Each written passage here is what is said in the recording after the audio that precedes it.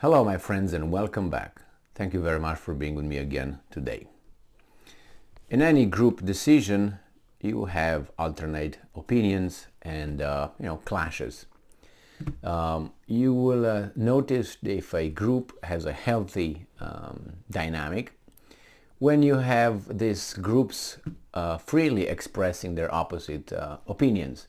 That is, you have a group where people have opinions that do not coincide, but they're afraid to express it in public or during the group meetings. They keep their mouth shut, put it this way, because they're afraid, afraid of certain retaliation. And then it's useless to have the group, because the group is just over there to confirm whatever the main idea or main decision is already taken, or we all know what is expected of us if we are part of the group. When you have people that publicly disagree and are able to, within the group, to express their disagreement with a decision that or a different opinion and provide evidence to support their, alternate opinion, that's great, that's good. It seems like this occurs right now in the United States' administration, and I am surprised. I'm surprised not only because this exists, this kind of disagreement, but also because of the person who dares to talk. Now there are some contradictions here, and I will point them out, because this person is a military person, and in my assessment of this society in the United States of America, this country is led or directed, influenced, the political spectrum is directed, influenced, led by three main forces, and the first one is the one with guns. So let's read this article and see what's going on here. It's about Ukraine, and they disagree on whether the US should pressure or Ukraine should, I don't say pressure, but ask Ukraine to maybe negotiate. It's time to negotiate with Russia. Some say yes, some say no. Surprisingly, the military branch says yes, they should go and negotiate. I'm surprised with that, but let's see. This article comes from the New Voice of Ukraine, and it's from today, the 11th of November 2022. Top US general urges Ukraine-Russia talks. Biden advisors resist. Well, I don't think the Biden advisors will have any power versus the top US general, but who is the top US general? Well, not the guy that has this, so I don't know.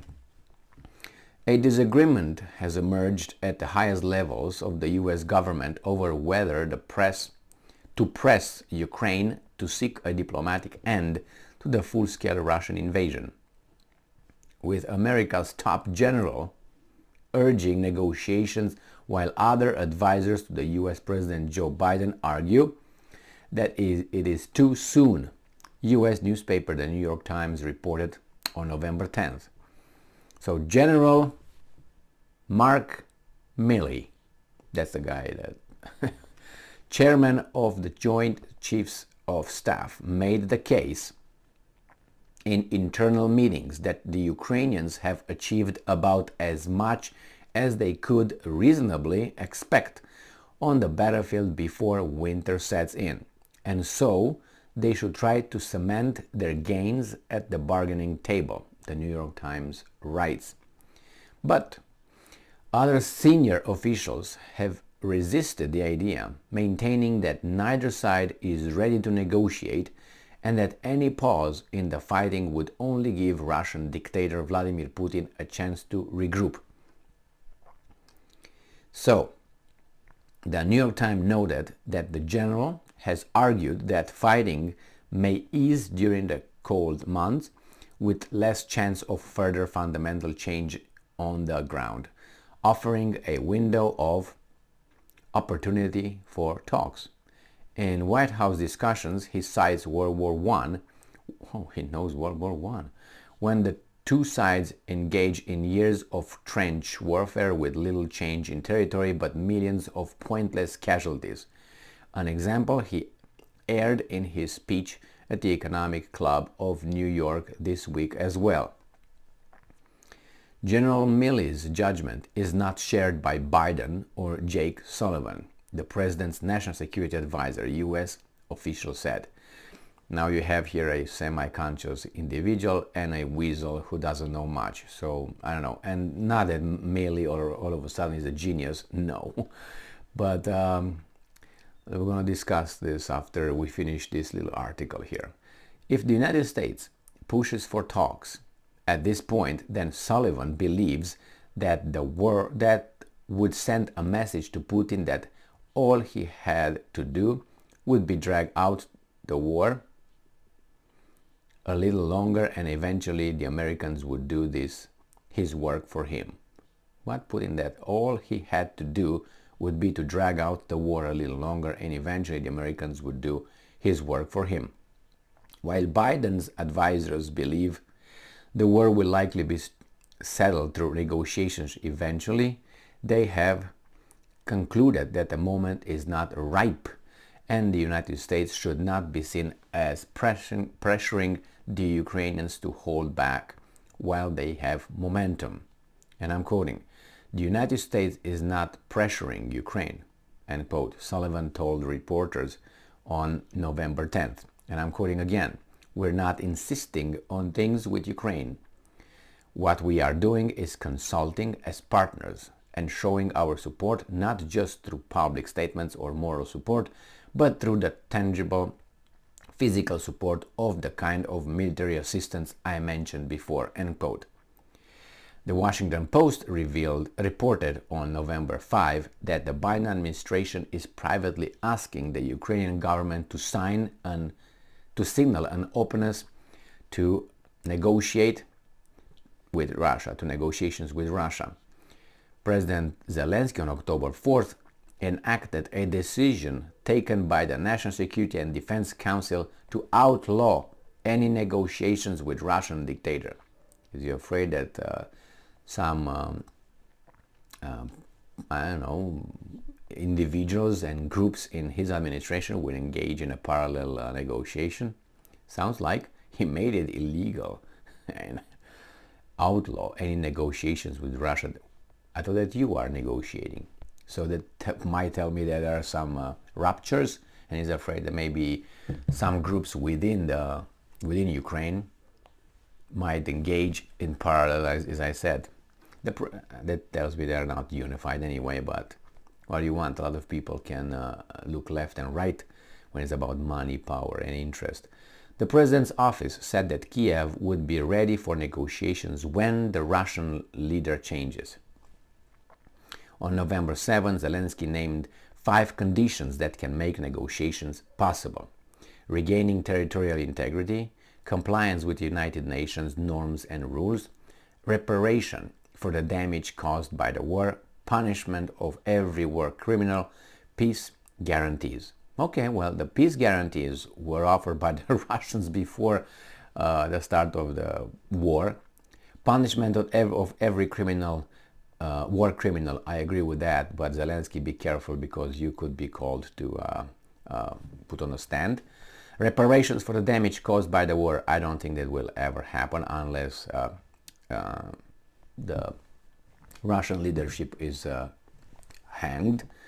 Compliance with United Nations norms and rules, I don't know anything about that because you broke them, the United States broke them, France broke them, Britain broke all those rules, so what are you talking about? Why should the Russians comply with that, for instance, or you, when the big bosses don't give a fuck about it? And, by the way, we should mention Israel at this point. So what are you talking about? The United States has troops in Syria, a sovereign country, right? Didn't that break any charters, United Nations rules? So that's unfeasible here. Regaining territorial integrity. Well, you're going to regain territorial integrity, but probably changed a little bit. Cut here, cut there, cut there. You will regain your territory, but I don't think you're all in territory that you had before. I I don't know, 2014, after Crimea went astray as well. So I'm surprised that Milley would say that, because for him or for his military, I think it's good business. Obviously, that's his job, to fight. Yeah, but I'm surprised that he opened his mouth. That's another thing. I wouldn't have thought that he would do that. Now, a Romanian defense minister, Romania, I'm mentioning because I'm familiar with that, about 2 weeks ago, the Minister of Defense, he just said that he thinks that he gave an opinion. He didn't say that he would pressure anybody. He said that possibly, Ukraine will end up negotiating with Russia. And he had to submit his resignation because his views, his ideas were not compatible with the president's, which is a sellout guy to the West. We know that. Some people still say no, no, no, but look at the actions, not at the words. So I don't know if Milley is going to be slashed and sent back to the front or not, but I think he has a point. The other ones want to push, they think that pushing further will result in more territory gained, or Russians are going to fly to Vladivostok or something, being scared. I don't know when the Russians will say enough is enough and give an ultimatum of any kind. How far will the Ukrainians be able to go? Remember that they're right now at the Donetsk River. It's hard to cross it over. Besides, I think the bridges are blown up. So winter sets in. Milley has a point. I think that's what we're going to have for the winter until, I don't know, February next year. Negotiations, probably that they already occur behind the scenes, but mild. There's always offers and you test, and I'm pretty sure the Ukrainians and the Americans are in contact with the Russians regarding testing to see where do you stand now. And the Russians were always open to negotiate. At least that's what they said, but they will have their points that they would like to negotiate. They don't have preconditions like, I don't know, Zelensky should grow another pair of balls or something, or a pair of balls, or wake up Biden more than 15 minutes a day. But nevertheless, they said they're open, but they have their points that they started the operation and they will stick to it. So, and they issued those before the invasion. We'll see. I'm surprised with Milley so far, but I'm expecting him to be kicked out. Thank you very much for being with me again today. Stay strong, stay smart, look for the truth, and be just.